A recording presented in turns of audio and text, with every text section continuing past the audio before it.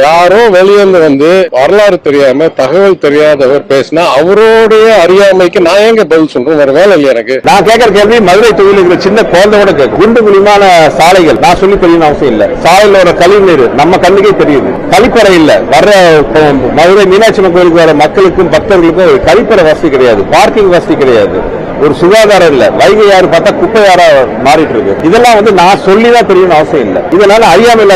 நானா கேட்கணும், சின்ன குழந்தை கூட கேட்கும். இதை கேட்டா அறியாமை ஆகும்னா ஒரே ஒரு காரணம், வெளியூர்ல வந்தேன். உள்ளூர்ல இருந்து என்ன தப்புனாங்க இவ்வளவு வருஷமா? 2 டேம் எம்எல்ஏ, போன டேம் பைனான்ஸ் மினிஸ்டர், சர்வீஸ் அதிகாரம் மிக்க ஒரு மினிஸ்டரா இருந்துட்டு மதுரைக்கு செய்ய வேண்டிய ஒரு அடிப்படையான நலத்திட்டங்கள் உதவியே பண்ணல. நான் கேட்கிற கேள்வி மதுரை தொகுதியில் இருக்கிற சின்ன குழந்தை கூட கேட்கும். மத்திய அரசு கூட சண்டையை போட்டு எந்த நலத்திட்ட உதவியும் வரவிடாம பண்ணிட்டு இப்போ உட்காந்துட்டு வேட்பாளர் சொல்றாரு, எதிர்கட்சி வேட்பாளர் சொல்றாரு, என்னால எந்த நல்ல திட்டத்தையும் கொண்டு வர முடியல, எனக்கு பிரஷர், அப்படி பொலிட்டிகல் பிரஷர்.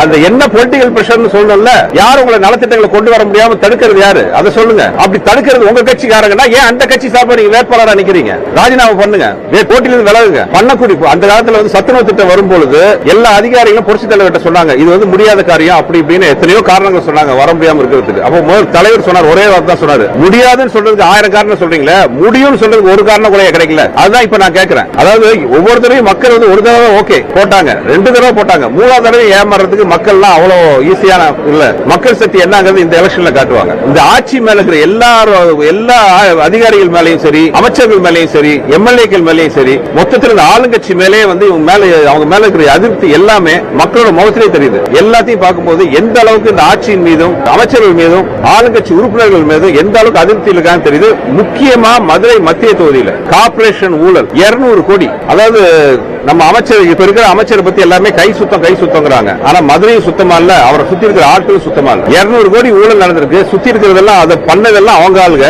அதை பத்தி எந்தவித ஒரு வெள்ளை அறிக்கையோ அதை பத்தி எத்தனையோ அவர் அமைச்சர் பேசுறாரு.